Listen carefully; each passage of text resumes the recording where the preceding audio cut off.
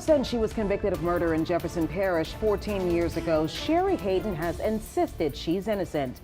Last month, the Fifth Circuit Court of Appeals in Gretna listened, throwing out Hayden's conviction and ordering a new trial. Good evening and thanks for joining us. I'm Sharice Gibson. And I'm Devin Bartolotta. In a strongly worded ruling, the appeals court ruled that a weak case was made even weaker by a poor performance by Hayden's trial attorney. Now, investigative reporter Mike-Perlstein takes a deep look at some of the evidence a jury never got to see and gets a powerful reaction from one of those jurors. 60-year-old Cheri Hayden is a mother and grandmother. She's a cancer patient who has been close to death more than once. You know, she's a fighter, and I really admire her for that, but it's been a very difficult road for her. Hayden is also a prison lifer, serving time for a Jefferson Parish murder. She was convicted in a shocking 2008 purse-snatching that turned deadly. The 63-year-old victim was killed when her attacker sped away in a truck and ran over her. They dragged the victim over the sidewalk here and purposely ran over her as they fled.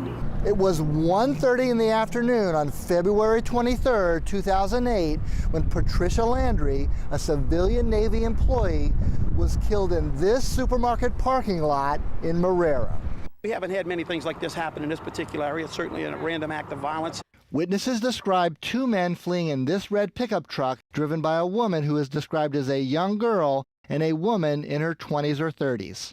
That was one of the first things that didn't add up for attorney Cheryl Arnold, who has been working on Hayden's appeal for the Innocence Project New Orleans for the past 5 years. If anyone has ever seen Ms. Hayden, respectfully, you would never describe her as a young girl. Here's Hayden's mugshot from that time. She simply, not only was she 45 years old at the time of the crime, but she looked much, much older.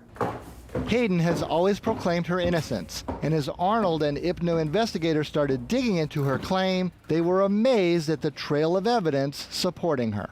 It is one of the strongest innocence cases that I believe our office has ever represented, certainly that I have ever represented. At the 2009 trial, two other people were convicted with Hayden. Michael Coe, who is serving a life sentence after being convicted of murder, and Michael Vinay, the owner of the truck, who served 8 years for obstruction of justice. According to court documents, Hayden originally became a suspect because she was an acquaintance of Coe, and the two of them had been stopped for a traffic violation 8 days before the killing. Vinay testified against Hayden at trial, along with two eyewitnesses. But the facts that the jury did not hear, later uncovered by Arnold and IPNO, were the basis for the Fifth Circuit reversing the conviction. Because we weren't given all the information so that we could make the right verdict. Brandon Pons wasn't just a member of the jury that unanimously convicted Hayden, he was the foreperson. Since learning about IPNO's findings, he spoke exclusively to Channel 4. I was completely shocked of how much they were able to find that would have given us plenty of reasonable doubt on her behalf. Not only did Pons and the jury not hear that witnesses described the driver as a young woman, they did not hear that Jefferson Parish deputies, as outlined in this police report, received a tip from a confidential informant pointing to another woman as the driver. The report states that the informant, quote, heard rumors that a female identified as Jessica Billiot had been driving the suspect vehicle. Billiot, Vinay's 23-year-old girlfriend, was questioned by deputies, but she denied being involved.